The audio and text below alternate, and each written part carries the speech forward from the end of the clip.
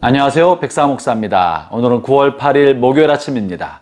추석 명절 하루 앞둔 날이죠. 아마도 오늘 오후부터 일가 친척을 만나기 위해서 이동하는 분들이 있지 않을까 생각합니다. 오늘 말씀을 통하여 우리가 추석 명절 일가 친척들을 어떤 태도로 맞이해야 되며 어떻게 하는 것이 좋을까? 본문의 말씀을 통해 함께 은혜를 나누고자 하는데요. 오늘 하나님의 말씀은 에베소서 4장 1절부터 16절까지의 말씀입니다. 그 중에 1절부터 3절 말씀을 중심으로 주신 말씀을 나누고자 합니다. 먼저 1절을 제가 읽어보겠습니다. 그러므로 주 안에서 갇힌 내가 너희를 권하노니 너희가 부르심을 받은 일에 합당하게 행하여. 바울은 지금 억울한 일에 아무 잘못 없이 감옥에 갇혀 있습니다.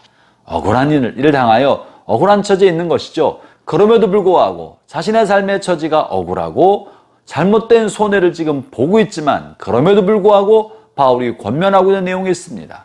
삶의 처지와 환경이 어떠하든지 간에 하나님 우리에게 뜻한 것이 무엇이며 나는 어떤 삶을 살아가야 되는지를 말하고 있는 것입니다. 그것이 무엇인가요? 부르심에 합당한 삶을 살라는 것입니다. 바울 자신도 자신이 감옥에 있는 억울한 일을 당했으나 자신의 삶을 향하여 끊임없이 고백하고 선포하는 바는 내가 부르심에 합당한 삶을 살아야지 하는 것이고, 그래서 바울이 지금 편지를 보내고 있는 이 에베소 성도들에게도 또 바울의 편지를 읽는 오고 오는 세대의 믿음의 사람들에게도 같은 권면을 하고 있는 겁니다. 그것이 무엇입니까? 너희의 부르심에 합당한 삶을 살아가도록 하십시오. 그러면 우리의 부르심은 무엇일까요? 여기서 말하고 있는 부르심은 목사로서의 부르심, 사업가로서의 부르심, 교사로서의 부르심, 혹은 미용사로서의 부르심, 혹은 각자 자신의 직업적 환경을 향한 부르심, 직업과 소명을 위한 부르심이 아니라 존재론적 부르심. 우리는 어떤 존재인지에 관한 이야기를 하고 있는 겁니다. 우리는 어떤 존재입니까? 하나님의 자녀로의 부르심을 입은 사람들입니다. 또 그리스도인으로서의 부르심을 입은 사람들입니다. 그래서 본문에서는 이 부르심에 합당한 삶을 어떤 일을, 다시 말하면 사명이나 소명을 잘 이루어내는 삶을 언급하고 있는 것이 아닙니다. 이 일을 잘 해내는, 맡긴 일을 잘 해내는 충성스러움을 말하고 있지 않고 존재론적으로 그리스도인으로서의 우리의 삶의 태도, 하나님의 자녀로서 그 부르심에 적합한 삶의 태도가 무엇인지를 다루고 있는데요. 그것이 바로 2절 3절입니다. 제가 읽어보죠. 모든 겸손과 온유로 하고 오래 참음으로 사랑 가운데서 서로 용납하고 평안에 매는 줄로 성령이 하나 되게 하신 것을 힘써 지키라. 우리를 위한 하나님의 부르심이 뭡니까? 그리고 그 부르심에 합당한 삶이 뭡니까? 하나님의 자녀다운 삶. 그건 어떤 겁니까? 모든 일에 있어서 겸손하게 살아가는 것입니다. 모든 사람에 대하여 온유한 삶의 태도를 갖는 것입니다. 어떤 일이든지 간에 오래 참는 것입니다. 나에게 잘못을 행하고 악을 행한 사람들에 대해서도 용납해 주는 것입니다. 사랑 속에서 용납해 주는 것입니다. 인간 관계 안에서는 평화를 유지하도록 평안의 띠로 묶어주는 것입니다. 그리고 서로의 공동체가 하나 되도록 만들어 주는 것입니다. 여러분, 이것이 저와 여러분을 향한 하나님의 부르심이라는 사실을 잊지 말도록 합시다. 특별히 내일부터 추석 연휴가 시작됩니다. 가까운 가족들이 만나고 또 한동안 만나지 못했던 일가 친척을 방문하여 만나는 시간을 가질 거라고 생각을 합니다. 흔히들 명절날 즐거운 마음으로 내려갔다가 돌아올 때는 화난 감정으로 돌아온 사람들도 있다고 합니다. 오랜만에 만나서 좋은 얘기, 즐거운 추억, 좋았던 추억을 나누면 좋을 텐데 서운했던 이야기, 또 그동안 또 불편했던 이야기들을 이야기하거나 또는 놀면서 다툼이 일어나서 갈등이 생기고 싸우고 돌아오는 사람들이 또 있다고 합니다. 형제자매 여러분, 추석 명절날 일가 친척들을 만날 때 어떤 마음의 태도를 가져야 합니까? 여러분을 향한 그 부르심에 합당한 삶을 사시고 부르심에 합당한 행동과 태도를 갖기를 바랍니다. 그것은 어떤 삶의 자리에서도 겸손하게 사람을 대하십시오. 잘난 척하지 마십시오.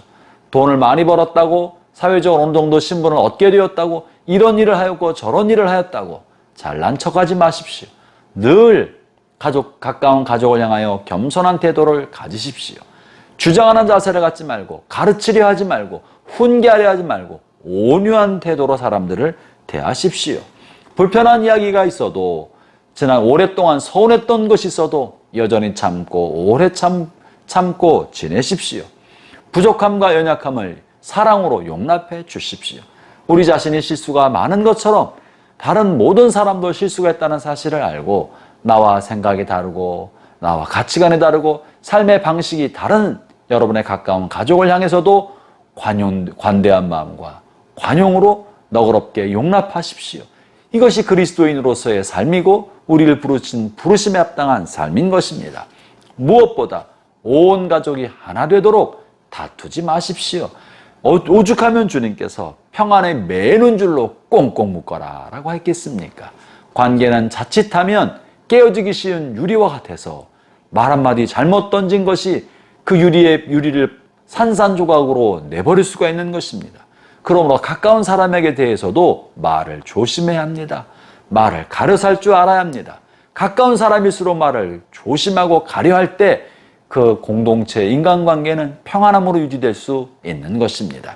어떻게든지 내 중심대로 나의 자존심대로 하고 싶은 대로 다 하지 아니하고 하나 되도록 평안으로 잘 묶이도록 자존심을 내려놓고 하나 되기를 힘쓰십시오. 이것이 추석 명절 동안에 그리스도인을 향한 하나님의 부르심이고 여러분을 향한 하나님의 뜻입니다. 예수님께서는 깨어진 인간관계와 깨어진 하나님과 피조물 사이에 회복을 일으키기 위하여 하나 되게 하기 위하여 화목케 하는 제물로 이 땅에 오셨습니다. 저와 여러분은 그 예수님의 제자들이고 예수님의 사람들입니다. 우리를 위한 하나님의 부르심도 화목케 하는 역할인 것입니다. 하나 되게 하는 역할인 것입니다. 성령께서 하나로 만드신 것을 힘써 지키도록 피스메이커로 부르셨다는 사실을 잊지 말도록 합시다.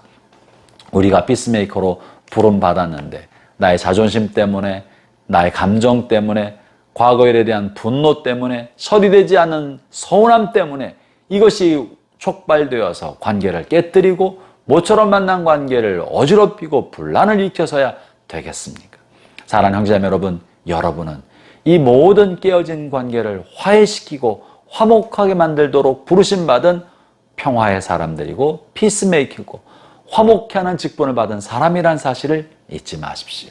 명절날 가까운 이웃 가족들을 만나고 친지들 만날 때 여러분의 삶이 화목케 하는 삶, 하나됨을 힘써 지키게 하는 사람, 평안을 유지하는 그런 사역을 감당하는 그런 명절, 그런 또 친척들과의 만남이 되기를 바랍니다. 하나님의 은혜가 여러분과 또 명절 기간에 여러분의 가족들과 함께 하시기를 축원합니다. 기도하겠습니다.